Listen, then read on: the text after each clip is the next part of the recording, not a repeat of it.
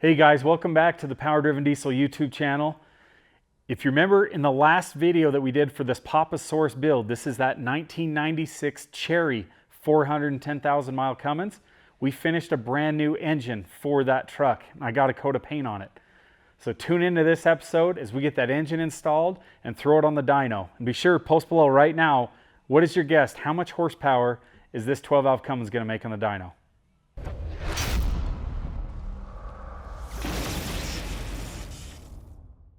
All right, so we got the engine complete and it was time to install the engine. Unfortunately, I got a little ill, ate some bad tacos or something.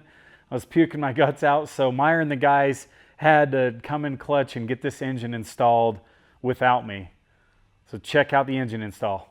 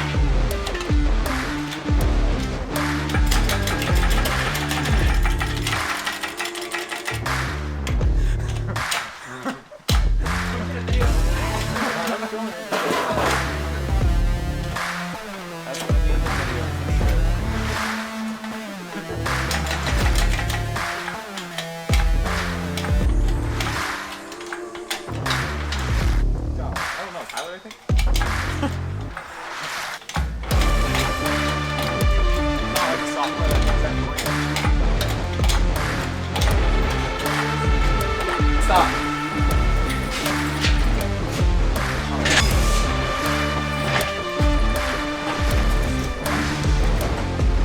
You're tapping. Go away. I have to. Okay, so let's. Ow. Okay, I gotta wiggle it out so. Yep. Don't see that's the wrong thing. Actually, unless you just.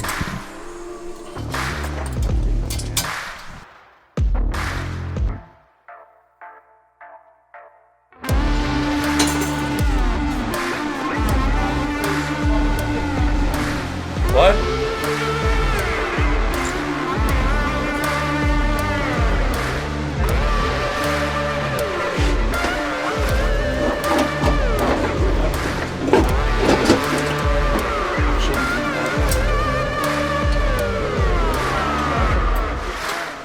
Hey, easy there, easy.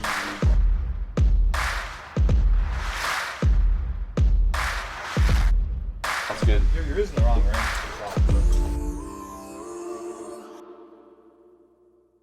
So Myer and Reed got the engine back installed in Papa Saurus. They got all bolted up and it was time for turbo fabrication. We didn't really want to fire the engine up without the turbos, so we had to dive right into turbo fabrication. Well, guess what? I got sick again as we're fabricating turbos. That time it was after eating some Dairy Queen. So I don't know if there's a little bug running through the office or whatever, but I was just sicker than a dog. So I wasn't there for any of the turbo fabrication, but I'll fill you in on the details. We put a ball bearing custom S480. So that's an 80 millimeter compressor, 96 millimeter turbine wheel on the manifold. Custom ball bearing charger, and it had an American flag cover, and it had a T6 flange on it, 115 housing. We're compounding that with a big whole set HX82. This is the big G-trim monster turbine wheel. It's like 141 millimeter by 116 millimeter turbine wheel, compressor wheel, 102 by 140. It's a cast wheel. We welded an elbow on it, and Myer and Todd got those turbos fabricated. We got a wastegate hooked up on it, nice JGS 50 millimeter gate, and got the truck fired up.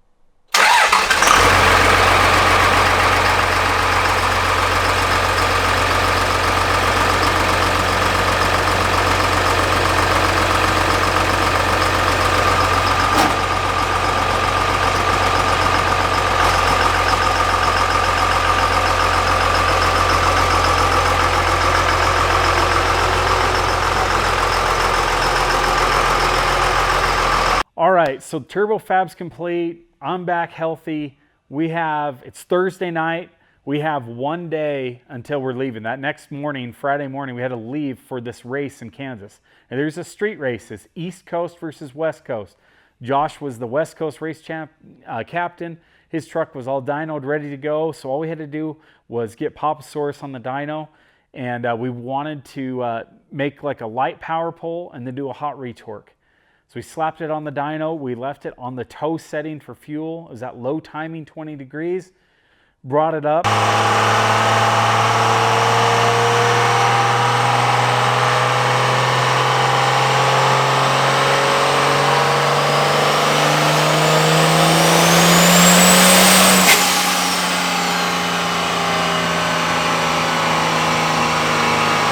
And looks like we made 699 horsepower.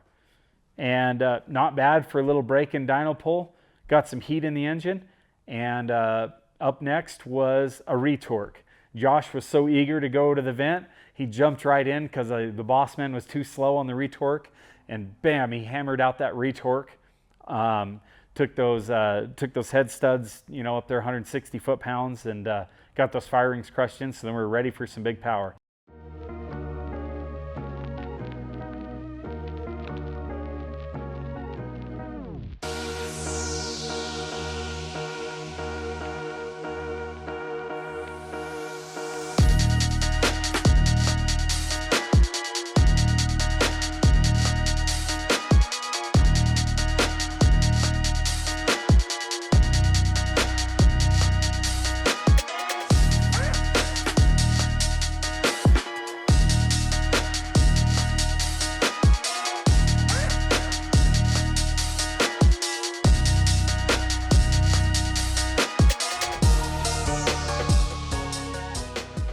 All right, so we got the hot retorque done. It was time to slap it on the dyno and turn up the power. So first thing we did was we turned up the fuel, and with the higher timing, I think we picked up about 70 horsepower just from the timing, going from 20 to 30 degrees at the same fuel setting.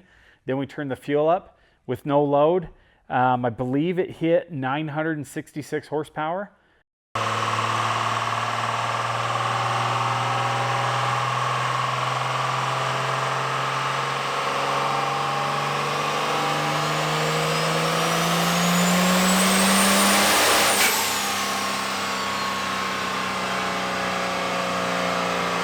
And we were just getting ready to put some load on it then and see what it would make, because without load it doesn't make a lot of boost. It goes through the window really quick.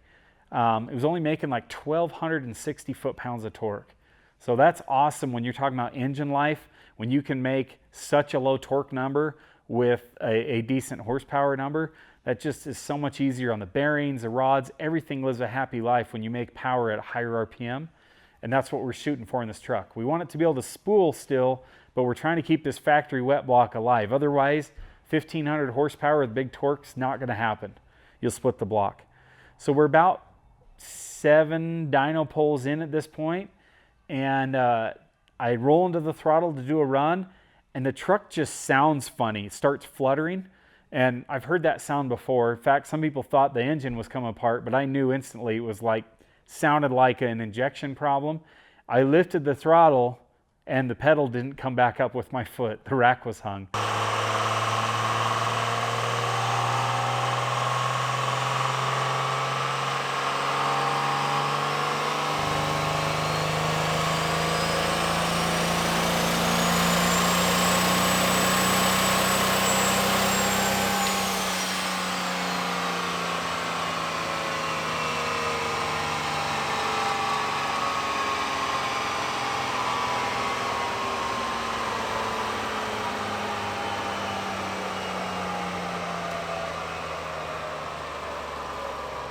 And so here we are right at the start of a run. We're around 3,000 RPM and the throttle sticks.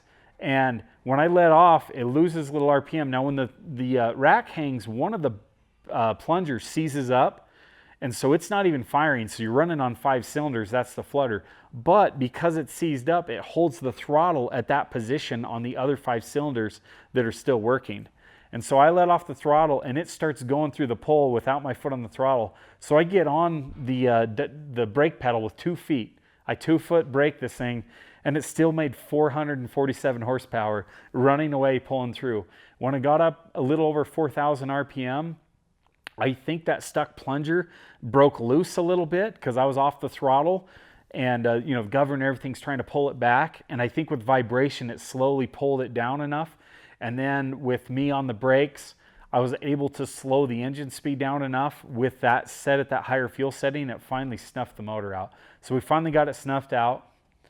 All the guys come running up under the hood. Hey, what's going on?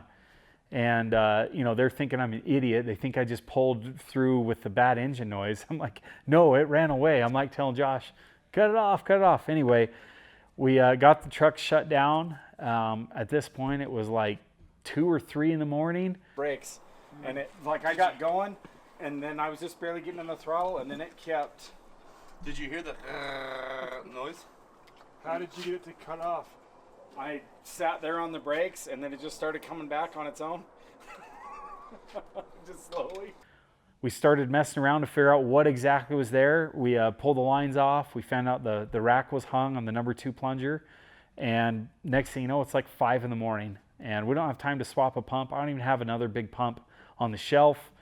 And basically, I couldn't go racing. I'm glad it happened on the dyno and not at the race, because that's pretty scary when you hang a rack on the street. It's happened to me a couple times. That's why I always put air shut-offs on my stuff. But this one, we were kind of rushed. We didn't do an air shut-off, 1, and 2. It had a mild 13 mil, like a streetable one. So I figured it'd be okay, but apparently there's some fuel contamination or something. You know, we had some extra Hot Shot secret lube in there, trying that out. I can't blame the lube like it was bad, but it definitely didn't prevent the runaway. We had like about a quadruple dose of that in there.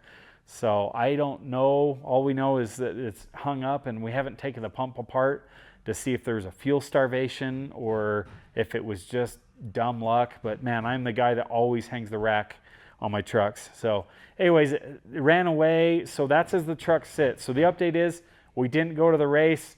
We broke it on the dyno, but the engine's still healthy, and I'm really excited to see what these turbos are going to do. I mean, we're making, if you see on the graph there, we're making like 85. I think a couple runs we got up to like high 90 pounds of boost, and drive pressure was in the, I think, the high 60s. So we got way less boost than drive, which means those turbos are ready to have a lot more fuel and load go through them.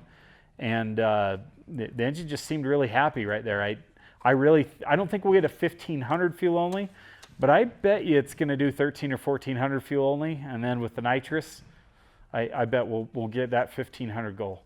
So anyway, tune in on the next video as we get the Papa Saurus up and running after we swap out the pump.